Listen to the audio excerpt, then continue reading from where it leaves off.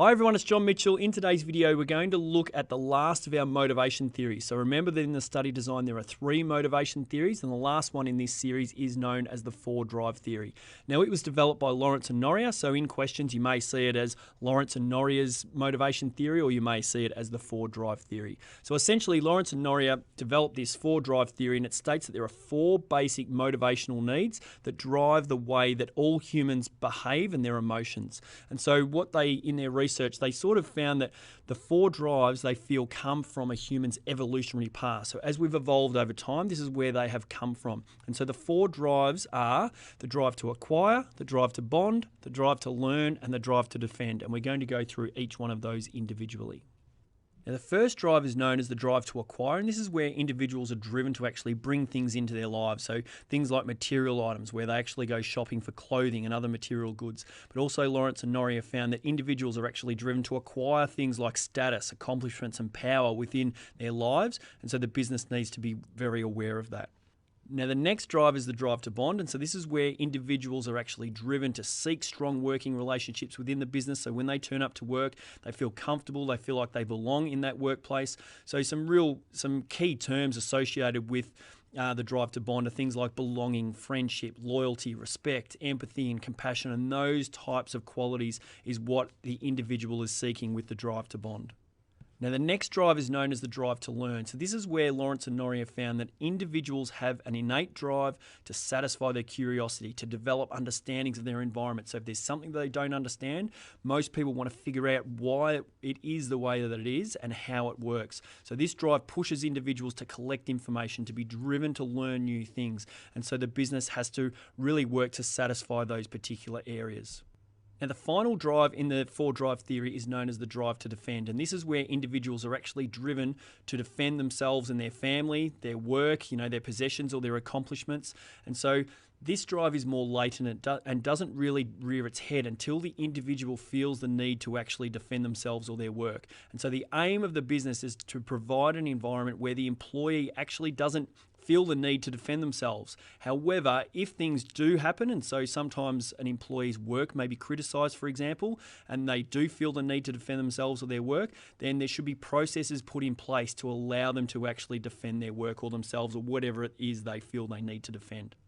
So we're just going to go through some of the key aspects of the 4 drive theory. We've gone through what the 4 drives are now, so hopefully you understand that. But what did Lawrence and Noria actually find with their research? Well, one of the things that they found was that all drives actually occur at the same time within each individual. Yes, the drive to defend is more latent, but all 4 drives actually occur within each individual at the same time. However, the strength of each drive can vary within each individual, and that can change over time. So for example, there might be one individual that has the drive to acquire that is more dominant. Now, that doesn't mean that's going to be more dominant for their entire life, and because it can change over time, while another individual may have the drive to learn as their more dominant drive. It's also, they found that it's detrimental to have one drive that is far more dominant than the others, because that can lead to an imbalance of personal and also business outcomes. So like we said before, the drive to acquire, if that is significantly more dominant, then that person is probably never going to have enough, and it could cause some social issues within the business. So it's very important to try and balance the drives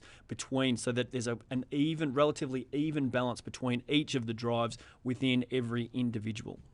So the aim of a business is actually to try and satisfy each of these particular drives. And so what we've got to look at here are what are some possible strategies that a business can implement to try and satisfy each of the drives. So again, if we look at the drive to acquire, well, offering things like competitive pay, monetary rewards programs to try and give individuals the money that they require to actually acquire those material goods. Offering career advancement for high achieving employees and recognising good performance helps them, receive that status and recognition that they're after.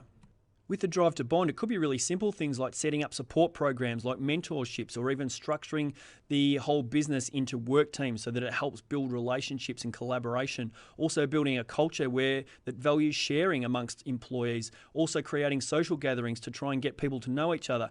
Having an employee-centered management style like a consultative or participative management style. So it helps build those relationships and helps the individual feel like they have a place to belong. With the drive to learn, it could be things like interesting work or challenging work for the employee so that they're continuing to challenge themselves, providing opportunities to learn new things, providing support and support through training and development programs. So again, they're improving their skills and actually figuring out how things work. Those types of strategies can help satisfy the drive to learn.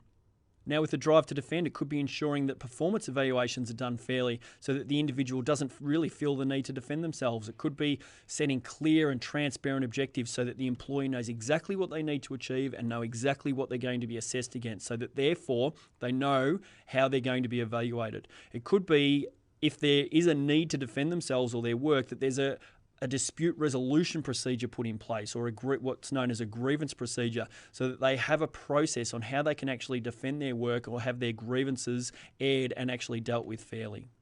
Now, just to recap, the 4 drive theory is based on 4 basic motivational needs, which are the drive to acquire, bond, learn, and defend. Each of those drives is independent, but they do occur at the same time within an individual, and one drive can be more dominant, but the real idea is to have a balance between the drives within each individual. That's what they found was more healthy for the individuals, and businesses need to provide opportunities to satisfy each of those drives, and that's how they can motivate the employees. So for questions, activities, and to find out more about our Unit 4 and exam preparation lectures, then come on over to teachingbubble.com.